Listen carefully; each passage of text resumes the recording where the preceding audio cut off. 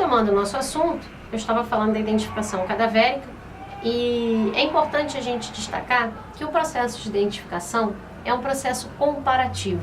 Então, toda vez que se fala em identificação, independente da metodologia, seja impressão digital, seja odontologia, até mesmo DNA, é necessário que você tenha dois momentos distintos para comparar, ou seja, duas informações colhidas em épocas diferentes para comparação. Então, normalmente você tem uma informação A, que foi coletada num momento anterior, e uma informação B, que é aquela que nós temos disponíveis naquele momento para comparação. Então, no caso aqui, como estamos falando de identificação cadavérica, como é que isso funciona? Nós trabalhamos a partir das características que estão dispostas no prontuário odontológico. Daí a importância da elaboração e manutenção do prontuário odontológico pelos cirurgiões dentistas clínicos e também, além de elaborar e manter esses prontuários arquivados devidamente, também é necessário que esses prontuários contenham as informações necessárias, ou seja, todas as informações pertinentes ao atendimento daquele determinado paciente, para que, num caso de necessidade, seja num caso de identificação ou num caso de processos contra cirurgiões dentistas, que é uma outra possibilidade que nós veremos mais para frente, essa documentação ela possa ser utilizada. Então, a gente tem, no caso, um cadáver a ser identificado no Instituto Médico Legal e temos, então, a documentação odontológica referente àquela determinada pessoa, fornecida pelo cirurgião dentista que atendeu aquele indivíduo quando em vida. Então, são buscadas compatibilidades entre essas informações, ou até mesmo incompatibilidade, se for o caso de se excluir a possibilidade de que aquele indivíduo seja, aquelas informações sejam da mesma pessoa. A gente está falando de identificação, existe a possibilidade de uma identificação negativa, ou seja, aquele cadáver não pertence àquela pessoa que tem aquelas informações que foram registradas numa determinada época. Então aqui tem um exemplo para vocês entenderem, aqui é uma radiografia panorâmica que foi fornecida pelo cirurgião dentista que atendeu essa pessoa quando em vida. Além dessa radiografia panorâmica, onde estão aqui destacadas algumas informações que vocês verão nas fotos subsequentes, que são fotos já feitas do cadáver, ele também forneceu este modelo de gesso que está aqui do lado. E aqui nessa tomada, ela foi justamente para demonstrar para vocês o contorno dos bordos incisais, a compatibilidade entre o contorno do bordo incisal desses elementos dentários, e aqui também essa característica dessa rotação desse elemento dentário, esse ângulo mésio incisal bastante particular, que permite a visualização ou a observação de uma total compatibilidade entre essas características que estão aí e essas características no cadáver e no modelo de gesso. Aqui, o modelo de gesso superior, aí nós temos outras informações.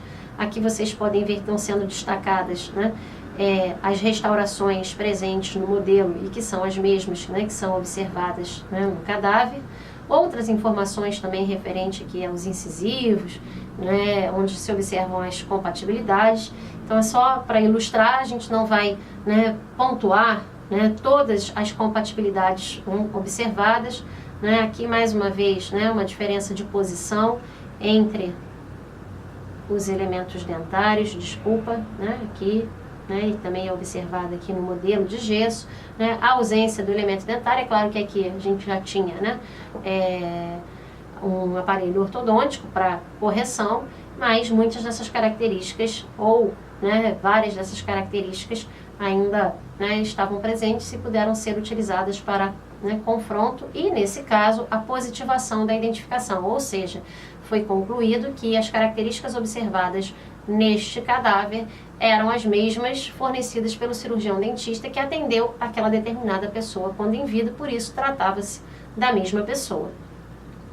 Outra possibilidade de perícia de identificação são nos casos de marcas de mordida, que eu até falei para vocês, que justificava a possibilidade de um cirurgião dentista especialista em odontologia legal estender-se, né, a uma área fora da sua, né, do seu, né, da sua competência, né, mas apenas pelo suporte, pela região onde essa marca de mordida está. Então, isso é uma fotografia, né, uma imagem que foi retirada de um artigo científico que foi publicado numa revista nacional. Então, hoje já temos, né, já temos uma revista, né, nacional só de odontologia legal. E aqui mostrando um caso, né, onde está se utilizando um recurso técnico um pouco mais sofisticado, que é a engenharia reversa. Então tem, né, uma análise tridimensional, né, comparando as características, né, né, do suspeito. Na verdade, o suspeito aqui pode ser tanto vítima como agressor. Na verdade, é o suspeito de ser o autor dessa marca de mordida. Então, a gente está aqui, né, essa fotografia mostra a comparação, né, das características odontológicas com as características que estão sendo, né, apresentadas nesta marca de mordida. Na verdade, no modelo que foi confeccionado a partir da moldagem da mordedura. Então, é uma possibilidade também, não necessariamente é apenas essa técnica que é, né, empregada. A gente, né, faz fotografias, a gente faz, né, análises métricas e outras informações que são coletadas. Aqui já é, né, algo um pouco mais avançado do ponto de vista tecnológico. Outra possibilidade de identificação, né, eu disse para vocês que a identificação é totalmente dependente, né, de uma análise comparativa, e eu, né, ressaltei a importância do prontuário do cirurgião dentista. Só que, infelizmente, a nossa rotina mostra que não são poucos os casos em que os prontuários odontológicos ou eles são inexistentes ou eles não trazem, né, um conjunto de informações que deveriam trazer, ou seja, eles não contêm informações suficientes para que a gente consiga estabelecer a identidade a partir daquelas características. Então, cada vez mais a odontologia legal, os especialistas em odontologia legal vêm buscando outras possibilidades para resolver os problemas de identificação, porque é um problema social bastante grande. A partir do momento que você não identifica, né, um cadáver, você não oficializa o estado de viuvez de uma pessoa, você não oficializa a condição de órfão, né, das crianças, você impede, né, a sucessão de bens, né, fora o aspecto emocional que você impossibilita ou você inviabiliza que aquela família, né, ofereça as despedidas, enfim, as solenidades que eles consideram como sendo ideais ou aquilo que eles acreditam para dar, né, para se despedir, né, do seu ente querido. E aqui é uma das possibilidades, que seria a análise, né, do sorriso a partir de fotografias. Então, hoje, né, a gente tenta trabalhar com fotografias, muitas vezes fotografias que estão disponíveis até nas redes sociais.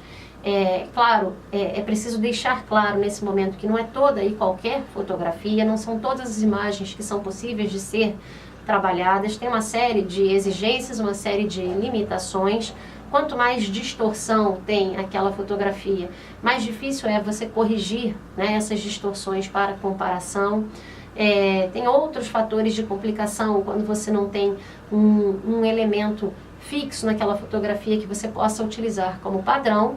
Mas enfim, aqui está um artigo científico que foi publicado por colegas não aqui do nosso estado, mas enfim, um artigo bastante interessante mostrando, né, a identificação a partir da análise das bordas incisais. Então aqui, né, as linhas, né, desenhadas a partir dos contornos anatômicos incisais dos elementos dentários, sendo comparada, né, com as características observadas no sorriso, né, disponível na imagem que foi fornecida.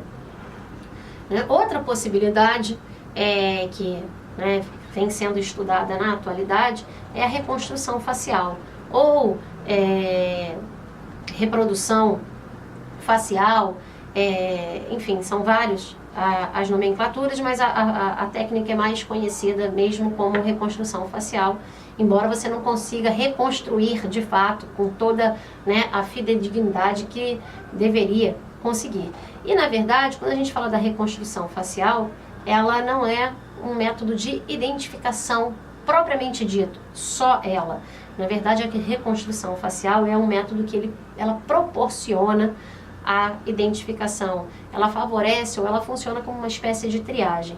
Você imagina que a nossa realidade aqui do nosso estado, que não é diferente de vários estados brasileiros e também não é diferente da realidade mundial.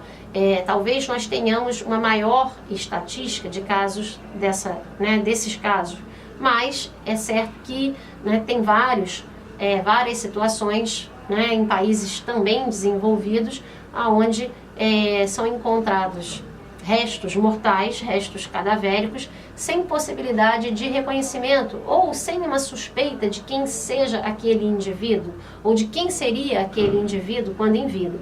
Então são situações onde são encontradas ossadas ou o cadáver já avançado em estado de putrefação e você não tem ideia de quem possa ser aquela pessoa. Quando você não tem uma ideia de quem possa ser aquela pessoa, você não tem uma documentação prévia para confronto. Nada adianta, por exemplo, eu vou dar o exemplo do DNA, que é uma metodologia que está muito em voga na atualidade. As pessoas muitas vezes acham que o DNA é a resposta para tudo e o DNA vai atender todas as necessidades. Mas nada adianta você coletar e analisar o DNA de uma ossada que foi encontrada num determinado local, se você não tem uma suspeita de quem possa ser aquele indivíduo. Porque senão você vai ter um DNA sequenciado num banco de dados e aquela informação ela vai ser comparada com o quê?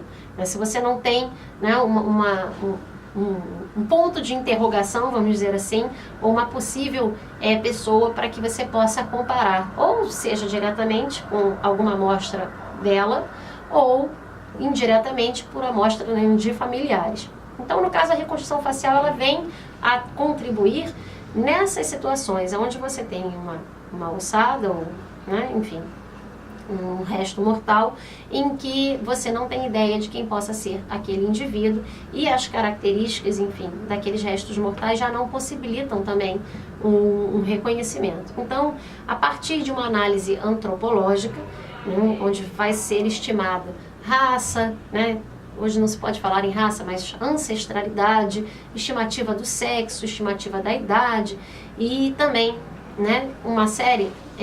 serão empregadas uma série de tabelas e valores de espessura tecidual para que a gente possa, naquele segmento cefálico, ou seja, naquele crânio, simular o que seria a face daquele indivíduo quando em vida. Então a gente acrescenta tecidos moles e também formato nasal, formato dos lábios, formato dos olhos, posição das orelhas.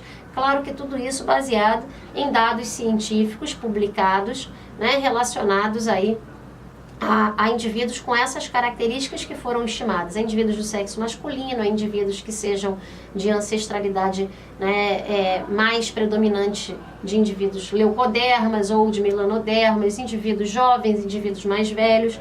Então são utilizados os dados relativos, os dados das tabelas relativas a estas informações que nós conseguimos extrair a partir da ossada e é simulado a face desse indivíduo, um retrato do que seria esse indivíduo quando em vida e com isso é feita a comparação, na verdade é feita a simulação, do que seria essa fotografia. E isso pode fazer parte de um banco de dados que será mostrado então para possíveis parentes para propiciar o reconhecimento. Então, pode ser que uma família que tenha um desaparecido, ela olhe aquela imagem e reconheça ou veja a possibilidade de que aquela fotografia seja da pessoa que ela está procurando. É claro que a fotografia tem uma série de limitações, como vocês estão vendo aqui, não tem cabelo, não tem sobrancelha, tem uma série de informações que até facilitam o reconhecimento, mas que nós não temos dados, ou muitas vezes não temos dados científicos para inserir e caso a gente coloque, por exemplo, um cabelo ruivo, um cabelo cacheado numa pessoa que era morena ou que tinha o cabelo liso, a gente pode dificultar o reconhecimento. Mas aí nesse caso a gente apresenta a simulação do retrato e talvez a gente proporcione ou possibilite a chance de um reconhecimento. Caso a família acredite que existe a possibilidade de tratar-se da mesma pessoa, aí serão implementadas mais, né, perícias ou serão feitos confrontos mais específicos com a finalidade de identificação. Então, na verdade, a reconstrução ela faz a triagem, ela tira aquela ossada ou aquele resto mortal que está com seu reconhecimento inviabilizado para uma condição de possibilidade. E aí passa a se fazer, né, maiores investigações para analisar e talvez no futuro conseguir concluir a identidade daquela determinada pessoa. A linha B diz que também é área de competência do especialista em odontologia legal a perícia em foro civil, criminal e trabalhista. E nós vamos ver exemplos, né, de perícias em cada um desses foros. O primeiro que eu vou apresentar para vocês é o foro criminal, né, é o foro que tem por objetivo atribuir uma penalidade aos indivíduos que deram causa, né, então onde são analisados os ilícitos penais de uma maneira geral. A perícia, né, de identificação que eu já apresentei para vocês é uma perícia também realizada no foro criminal. Outra perícia que também é realizada no foro criminal é a perícia de lesões corporais, né, onde a pessoa alega ter sido vítima de uma agressão física ou de um acidente, uma agressão física com socos, com chutes, com pauladas, enfim, facadas, e aí são muitas as possibilidades em que a pessoa possa, né, ter sido vítima. Nós, no caso, especialistas em odontologia legal, vamos atuar na nossa área de competência. Aqui o que está sendo exibido para vocês é uma imagem de na verdade, aí já de um exame complementar, já é um segundo momento, a pessoa já esteve presente no Instituto Médico Legal anteriormente, onde ela apresentava lesões, né, mais recentes, compatíveis com a agressão física que ela alegava, né, alega ter sofrido, e já no segundo momento ela apresentava essas características que vocês estão vendo aí. Então a pessoa teve, né, um traumatismo, ela foi agredida, tinha outras lesões no primeiro momento, mas posteriormente veio a ter, né, o escurecimento do elemento dentário, o que todo cirurgião sabe, cirurgião dentista sabe que é uma sequela bastante comum associada aos traumatismos dentários, a necrose pulpar, e que realmente resultou na necessidade de intervenção endodôntica. Então nós, essa perícia, ela tem como finalidade avaliar e quantificar essa lesão para a autoridade, ou seja, o que representa a pessoa ter a necessidade de ter o seu dente tratado endodonticamente, quais limitações ou se há limitações que sejam relacionadas a essa intervenção e quais são as possibilidades futuras, ou seja, esse indivíduo ele apresenta uma debilidade em relação ao indivíduo que tem esse elemento dentário rígido. Então são essas as respostas que a autoridade busca e que nós odontologistas buscamos então fornecer. Por quê? Porque dependendo das respostas que são fornecidas relativas a esses determinados casos, é que as lesões são consideradas, que a gravidade das lesões são consideradas. E as penalidades que são impostas pelas autoridades, elas são ou deveriam ser proporcionais a essas penalidades. Então, se você tem uma lesão que ela tem uma sequela que é grave, é claro que a penalidade que vai ser imposta é uma penalidade maior. Então, a perícia de lesão corporal, ela visa estabelecer o nexo de causalidade, ou seja, se aquela lesão que a pessoa apresenta, ela é compatível com o que a pessoa relata ter acontecido. Então, nesse caso, se a lesão que esse indivíduo apresenta é compatível com uma agressão física a socos, e se, né, lembrando bem que aqui a imagem que vocês têm é apenas já do segundo exame, tá? Então já é um momento posterior. Mas, no caso, então se a lesão é compatível, se tem nexo de causalidade entre o evento alegado e a lesão, e também a quantificação e a avaliação desse dano para que a autoridade possa então estabelecer a penalidade que deva ser imposta ao autor daquela determinada lesão.